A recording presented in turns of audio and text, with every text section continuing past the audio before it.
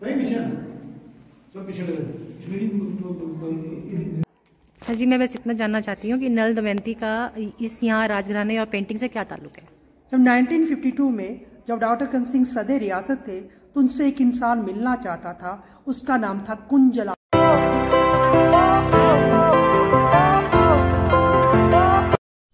Hello दोस्तों, ये मेरे पास एक बुक है जिसका टाइटल है Pahari painting of Nal Damayanti themes, और ये बुक मैंने नेशनल म्यूज़ियम से परचेज़ करी थी। और आज मैं आपको इसकी पूरी स्टोरी भी बताऊंगी और ये पेंटिंग्स जो हैं ये आज के समय कहाँ पर हैं वो भी मैं आपको आगे जाके बताऊंगी। क्या आप जानते हैं नल दमयंती की कहानी हिंदू महाकाव्य महाभारत में आती है। ये कहानी महाकाव्य के नल प्रकरण नलोपाख्यान में बताई गई है। ये कहानी ऋषि बृहदश्व ने युधिष्ठिर को वन में उनके निर्वासन के दौरान सुनाई थी। कहानी कभी पुरानी नहीं होती है, ये कालातीत है, क्योंकि ये प्रेम और मानव आत्मा की ताकत का जश्न मनाती है। पहाड़ी स्कूल के कलाकारों ज़्यादातर पहाड़ी राज्यों के जैसे गुलेत, कांगड़ा, बसौली, चंबा, मंडी, नूरपुर, गढ़वाल और बिलासपुर ने चित्रों और चित्रण के रूप में दृश्यों को कैद किया है, क्योंकि कहानी में घटनाओं की विस्तृत श्रृंखला और स्थितियों की करुणा है। कहानी बहुत ही दिलचस्प है और ये कहानी की जो आप ये पेंटिंग देख रहे हैं, ये पेंटिंग मैंने अमर पैलेस जम्मू में देखी है और उसका एक एक पिक्चर का क्या इतिहास है वो अभी आप आके जाके सुनिएगा, क्योंकि वहाँ पे जो वहाँ की जो म्यूज़ियम है, अमर पैलेस का जो म्यूज़ियम है, उसमें लघु चित्र का पूरी श्रृंखला है। इसमें ये 47 पिक्चर्स हैं और उसमें बहुत सारी और भी पिक्चर भी हैं, और उसमें मैंने कुछ पेंटिंग मैंने ओरिजिनल देखी हुई है जो आपके पंजाब के जो शोभा सिंह जी की ओरिजिनल पेंटिंग्स वहाँ पे मैंने देखी हैं, जिसमें गुरु नानक जी हैं, सोनी महवाल है, और वो भी पेंटिंग मैं आपको बाद में दिखाऊंगी। पहले ये पिक्चर्स आप देख लीजिए। ये बहुत ही मतलब मैं कहती हूँ बहुत ही बेशकीमती चीज़ें हैं जिसकी बुक मेरे पास है। चलिए आपको मैं अमर पैलेस से लेके चलती हूँ और वहाँ पे जो गार्ड हैं जो वो आपको पूरी जो पेंटिंग के देख रखाव कर रहे हैं वो पूरी आपको पेंटिंग की स्टोरी बताएंगे। तो चलिए, ये रही गैलरी, चलिए चलते हैं। ये भी ले सकते हो आप। हाँ, ये तो देखना ही पड़ता है। इनके काम को नहीं, ये भी मेरे काम को। हंस और माया से भरपूर कहानी नल और दमयंती। इन चित्रों में प्रेमियों के रूप में वर्कर सामने आते हैं, जिसमें gold water and vegetable colours हैं। और जो पेंटिंग्स हैं ये 250 साल पुरानी हैं। नैनसुख हैं उनके साथी हैं। साथी जो हैं वो गुलेर के आर्टिस्ट हैं। गुलेर एक गाँव पड़ता है हिमाचल में, डिस्ट्रिक्ट कांगड़ा। और जो स्टोरी है वो महाभारत ग्रंथ से ले रखी है, जब पांडवों को वनवास होता है तो युधिष्ठिर जो हैं अपने भाइयों को बताते हैं कि पृथ्वी पर एक ऐसा राजा हुआ जिसने 12 साल जो तिली होती है उसकी खल का सेवन किया, जो कि जानवरों को खिलाई जाती है। वो तब भी अन्न का सेवन कर रहे हैं, वो 12 साल ही तो हैं, धैर्य बना के रखे। तो मध्य प्रदेश से शिवपुरी से 40 किलोमीटर दूर एक नरवर का किला पड़ता है, जहाँ के राजा थे राजा वीरसेन। वैसे उनको राजा प्रथम भी कहते थे। उनकी पत्नी का नाम था रानी मंजा। इनके पुत्र थे राजा नल। तो नल के दरबार की शान, पूर्ण पृथ्वी को जीतने के बाद नल की विजय वापसी का उत्सव। तो दमयंती के पिता है भीम के दरबार में नल का गुणगान करते गीतकार। तो एक साथ से दमयंती सुन रही है और ये 5 पांडव वाला भीम नहीं है। और जो भी कलाकार के कार्य को देखकर नल के बारे में सोचती दमयंती के बारे में सुनकर राजा नल मंत्र मुक्त होकर एक क्षण भी आंखें बंद नहीं करता। वह सभी चंद्रमा की शीतल चांदनी में गहरी नींद सो रहे हैं। दमयंती के अद्भुत सौंदर्य के बारे में सोचते रहने के कारण राजा नल का ध्यान सभा में नहीं लगता। तो राजा नल अपने पसंदी घोड़े के लिए बुलावा भेजता है और अपने मित्रों के साथ अमोद वाटिका यानी गार्डन की तरफ जाने का निर्णय करता है, जो कि नल के हृदय में दमयंती के लिए प्रेम होने का रहस्य जानती है। राजा नल अपने घोड़े पे सवार राजभवन से अमोद वाटिका यानी गार्डन की तरफ जाते हुए यहाँ इनके फेसेस दिख रहे हैं आपको? जी चेहरे दिख रहे हैं? नहीं, बहुत दूर है।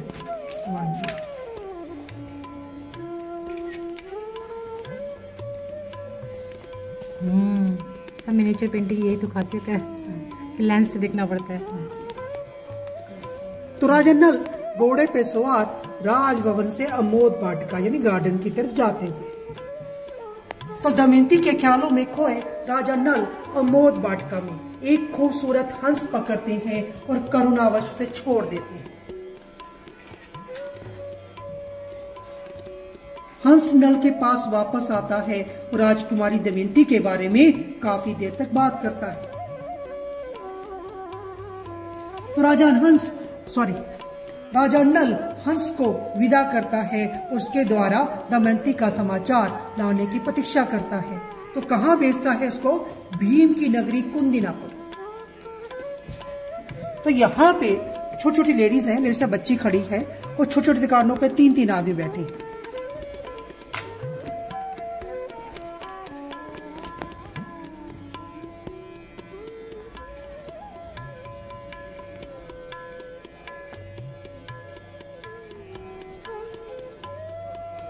मतलब हम लोग नॉर्मल आईज से नहीं देख सकते हैं इसको, लेंस से, मतलब आर्टिस्ट ने इतना बारीक काम। हाँ जी, एक्चुअली एक पेंटिंग को बनाने के लिए 8 महीने या साल लगता था, ठीक है? तो साल लगता था। तो जब पेंटिंग बनाते थे उसके लिए 2 चीजें यूज करते थे। ब्रश जिसका बनाते थे 4 बार घोड़े के, 4 बार ब्लैक के, 2 ब्रश बनाते थे, उससे पेंटिंग करते थे और 8-8 महीने और 7 बैठे रहते थे सिर्फ एक पेंटिंग को करने के लिए। दमयंती अपनी सहेलियों को बोलती है कि आप पीछे रुक जाइए, मुझे बात करनी है हंस से। तो हंस दमयंती से उदन में उत्साहपूर्वक दोनों प्रेमियों के भविष्य के बारे में बात करते हैं। तो दमयंती से वार्तालाप करने के बाद हंस नल के पास वापस जाते हुए, जिसे दमयंती अब तक सपनों में देखा करती थी। किसको? राजा नल को। तो हंस नल के पास वापस आता है जो व्याकुलता से दमयंती के संदेश की प्रतीक्षा कर रहे थे। तो दमयंती का विरह, तो दमयंती जो कि राजा नल को सपनों में देखा करती थी, आज पहली बार उसको मैसेज गया, वो भी हंस के थ्रू। अब उसका नल से वियोग सहना संभव नहीं। काले बादल दमयंती के प्रेम वियोग को और बढ़ा रहे हैं। जैसे बादलों का आना वो मौसम है जब प्रेमी दोबारा मिलने की प्रतीक्षा करते हैं और विरह में डूबे प्रेमी शोकपूर्ण रहते हैं। तो दमयंती की पीड़ा वह चंद्रमा पे आरोप लगाती है कि वे योग भोग रहे प्रेमियों को कष्ट देने का कार्य करने से बढ़ जाते हैं। वही इंद्र मन ही मन में एक योजना बनाए हुए हैं, एक षड्यंत्र बनाए हुए हैं। और ये बृहदेश्वर टेम्पल है तंजौर का, तमिलनाडु।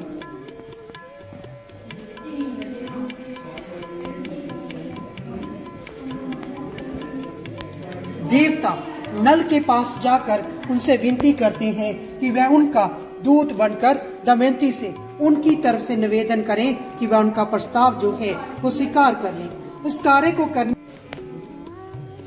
अदृश्य राजा नल यहाँ दिखाई दे रहे। ओके,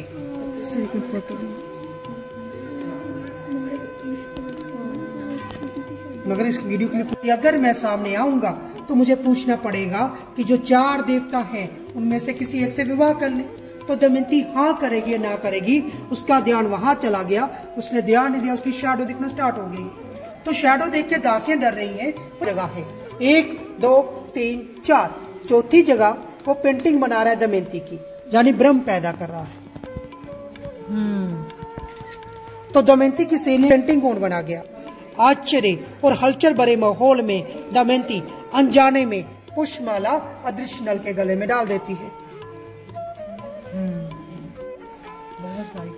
वो जो 4 लेडीज आई थी वहां पे मैंने, वो दमयंती के पास आती हैं और दमयंती से आग्रह करती हैं कि जो 4 देवता हैं उनमें से किसी एक से विवाह कर लें। तो दमयंती क्या करती है? इनकार कर देती है। आई तो 4 थी, जा 3 रही हैं। तो ये कौन से जा रही है? अग्नि, यम और वायु, उनके जो स्त्री दूत हैं वो वापस जा रहे हैं। चौथा ये रहा जो इंद्र ने भेजी है। तो दमयंती की सहेलियां आपस में बातें कर रही हैं कि इंद्र से बड़ा सम्मान क्या है। वार्तालाप होता है जिसमें राजा नल दमयंती से चार देवताओं में से किसी एक देवता को चुनने को कहता है।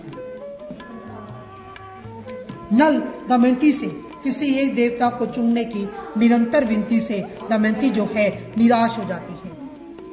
नल और दमयंती के बीच वार्तालाप। इस दौरान राजा नल अपनी वास्तविकता प्रकट नहीं करता, बड़ा ही रोचक मोड़ लेते हुए। तो दमयंती क्या करती है, अपनी सहेली को बुलाती है, उससे कहती है कि आप जो हैं इनके पास जाएं, उनसे आग्रह करें कि वे रात को यही रुक जाएं। तो ये बिस्तर लग रहा राजा नल के लिए। राजा नल स्वांग छोड़ अपनी वास्तविकता प्रकट करता है और कहता है कि जिसकी वजह से अपना चेहरा नीचे कर रही है मैं वही हूँ, मैं राजा नल हूँ। नल और दमयंती के बीच लगातार होती वार्तालाप अनिश्चिंतता का माहौल बना देती है। तो यहाँ पे राजा नल को लगता है, इसको यकीन नहीं आ रहा कि मैं राजा नल हूँ। तो वो क्या करता है, हंस को बुलाता है और दमयंती हंस से बात करती है। उसको यकीन आ जाता है कि ये राजा नल है। रानी से बड़ी परिस्थिति में हंस का हस्तक्षेप स्पष्टता प्रदान करता है। नल दमयंती से विदा मांगता है, वो स्वयं से वादा करता है कि वो भी देवताओं के साथ स्वयंवर में भाग लेगा। दमयंती अपने विचारों में पूरी तरह से लीन है, वहीं उसके कक्ष में उम्मीद और अनिश्चिंतता का माहौल बना हुआ है। और वो जो चार लेडीज और राजा नल देवताओं को बता रहे हैं कि दमयंती ने क्या कहा। और दमयंती से विवाह की आशा में राजा महाराजाओं की बढ़ती भीड़ कुंदिनापुर की ओर जाते हुए, और वो जो चार देवता हैं आराम से तैयार हो रहे हैं। उनका मानना है कि इनके पहुंचने से पहले ही, यानी इनके पहुंचने से पहले ही इनके जो वाहन हैं इनको वहां पहुंचा देंगे। तो दमयंती के पिता है भीम, तो ये अतिथियों का स्वागत कर रहे हैं।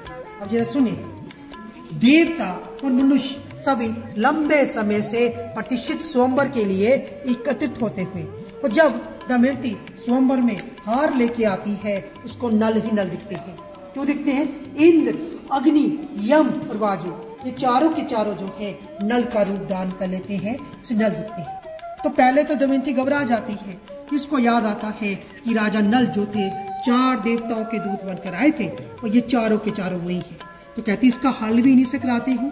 फेस करती है उनकी तरफ और आंखें बंद कर लेती है और हाथ जोड़ देती है और कहती है कि अगर मैं राजा नल को दिल से पति मानती हूँ तो कृपया ऐसी शक्ति प्रदान करें कि मैं असली नल को पहचान सकूं। तो जैसे ही आंखें खोलती है तो देखती है इन चारों को पसीना नहीं आ रहा, इन चारों के जो पाँव हैं वो पृथ्वी पर नहीं है, इन चारों ने जो गले में माला पहनी है वो खिल रही है, और चौथा उनकी शैडो नहीं है। तो ये चारों चीजें देखती है, लास्ट में जो असली राजा नल है उसे पहचान जाती है, विवाह हो जाता है। तो ये पूरी 47 पेंटिंग्स थी, हर पेंटिंग में गोल्ड एंड वेजिटेबल कलर्स थे। Thank you sir, thank you so much sir. ये ओरिजिनल पेंटिंग्स है ना? बिल्कुल सर जी। मैं बस इतना जानना चाहती हूँ कि नल दमयंती का इस यहाँ राजघराने और पेंटिंग से क्या ताल्लुक है? जब 1952 में जब डॉक्टर कंस सिंह सदर रियासत थे तो उनसे एक इंसान मिलना चाहता था, उसका नाम था कुंजलाल वेद। वो पंडित थे, गुलेर थे। वो मिलना चाहते थे और किसी वजह से नहीं मिल पा रहे थे। तो उनकी डॉक्टर कंस सिंह की जो मदर थी वो हिमाचल से थी, पालमपुर से। तो वो सेट गए होंगे तो उनके पास चले गए, यानी कुंजलाल वेद जी के पास चले गए। तो उन्होंने डॉक्टर कंस सिंह जी के हाथ में एक पोटरी पकड़ा दी, यानी रेड कलर का कपड़ा था, उसके अंदर बांधी हुई थी, वो डॉक्टर कंस सिंह जी के हाथ में दे दी। और जब उन्होंने खोला तो उन्होंने देखा कि ये एक स्टोरी है नल और दमयंती की। उन्होंने कहा कि जो उसकी कीमत बनती वो मुझसे ले लीजिए। उन्होंने कहा नहीं, ये जो पेंटिंग्स हैं ये मुझे राजा महाराजों से मिली है, हम उन्हीं को वापस कर रहे हैं। और जब 1975 में इसको म्यूजियम में कन्वर्ट किया गया तो ये स्टोरी वाइज लगा दिया गया। Thank you sir, thank you so much.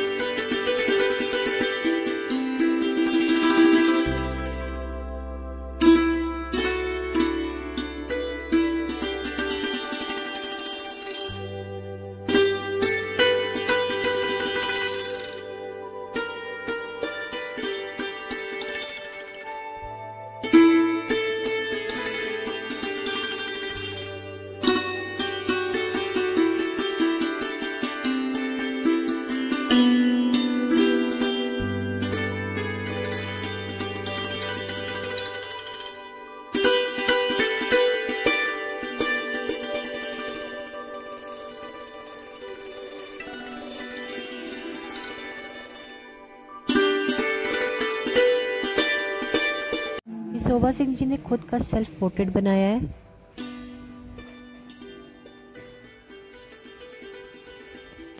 ये शोभा सिंह जी ने बनाई है, सोनी मेवाल ओरिजिनल पेंटिंग है।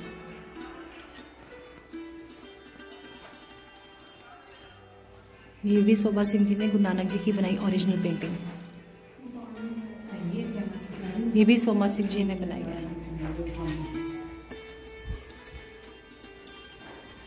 काल की अवतार।